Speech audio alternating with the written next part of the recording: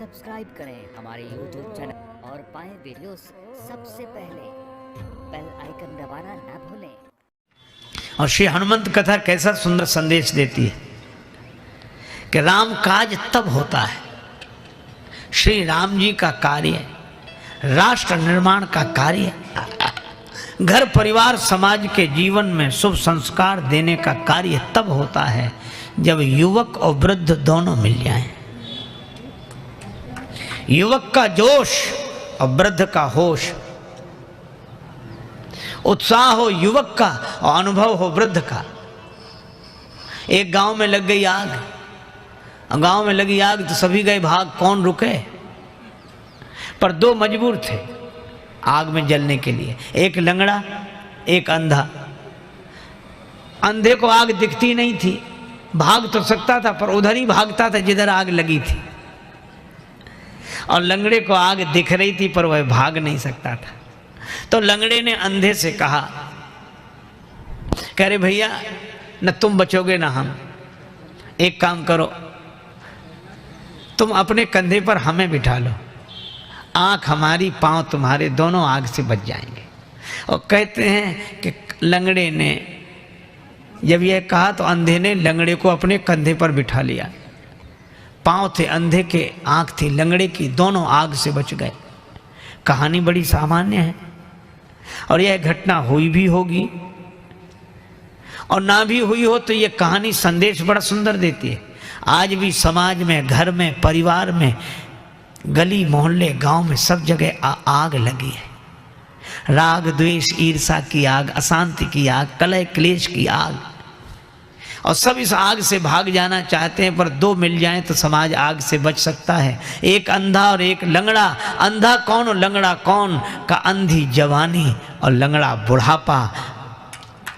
अगर आज की अंधी जवानी लंगड़े बुढ़ापे को कंधे पर बिठा ले, उत्साह के चरण युवक के हों और अनुभव की आंखें वृद्ध की हों, तो आज भी समाज इस आग से बच सकता है, समाज सुखी हो जाएगा। जोश होश की आंखों से देखे। होश के पास आंख होती है, जोश के पास चरण होते हैं।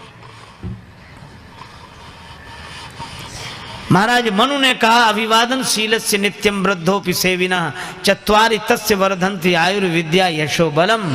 जो अभिवादनशील होकर अपने से बड़ों का सम्मान करते हैं, उनके जीवन में चार चीजें बढ़ती हैं, आयु, विद्या, यश और बल। वृद्ध का सम्मान अनुभव का सम्मान है। इसलिए युवक कार्य करें पर अपने से बड़ों का अनुभव लेकर। यह हनुमंत कथा हमें सिखाती है।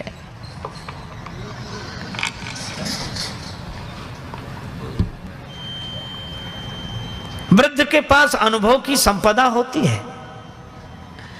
ये बात अलग है कि जीवन खत्म हुआ तो जीने का ढंग आया। उस वक्त निकला जब वक्त तंग आया। मन की मशीनरी ने तब काम करना सीखा जब बूढ़े तन के हर एक पुर्जे पे जंग आया। लेकिन उनसे सीखा जा सकता है। वृद्धों की महिमा है। देखो आज के समय की एक घटना सुनाऊं। एक बार क्या हुआ, रेलगाड़ी के एक डिब्बे में कुछ नवयुवक विद्यार्थी चढ़े, लड़के 10-12 लड़के, और संयोग की बात वो डिब्बा खाली था। एक बूढ़ा आदमी किनारे सीट पर बैठा अपनी माला लिए राम राम राम राम राम राम कर रहा है, और लड़के देखा।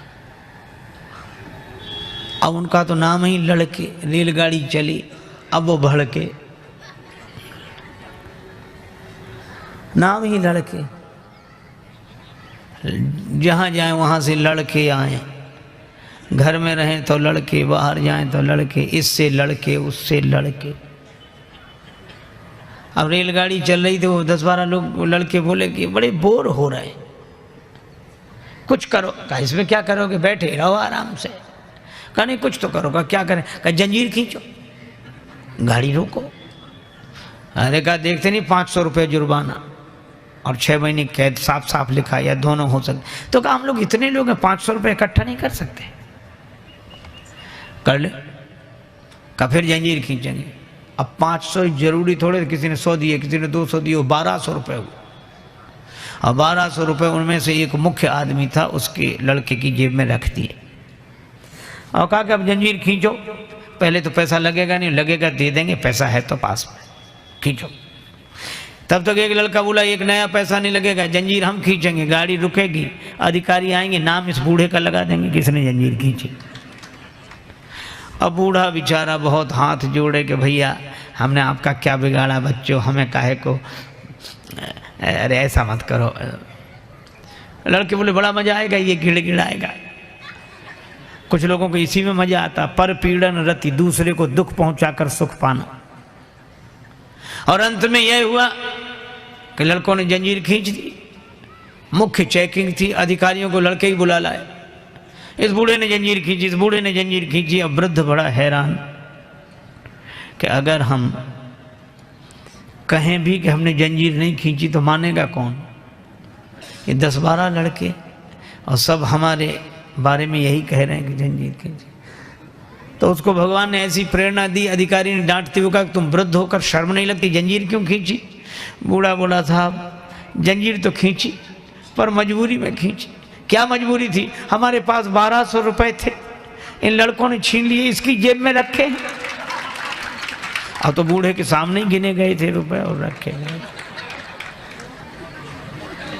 अधिकारियों ने जो देखा तो उसकी जेब में रुपए मिले।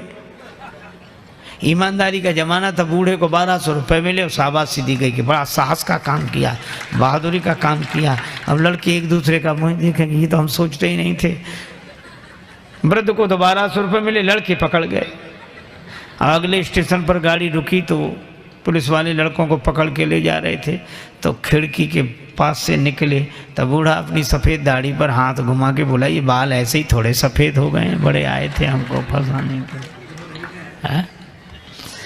तो ये कहानी है, पर यह कहानी भी संकेत देती है कि वृद्ध के पास जो अनुभव होता है वह युवक के पास नहीं होता। ये बात अलग है कि अनुभवी वृद्ध के पास शक्ति, सामर्थ्य, जोश, उत्साह नहीं होता, वो युवक के पास होता है। तो युवक अपने उत्साह का उपयोग वृद्धों के अनुभव के आधार पर समाज और राष्ट्र के निर्माण में करे, यही हनुमंत कथा का संदेश है।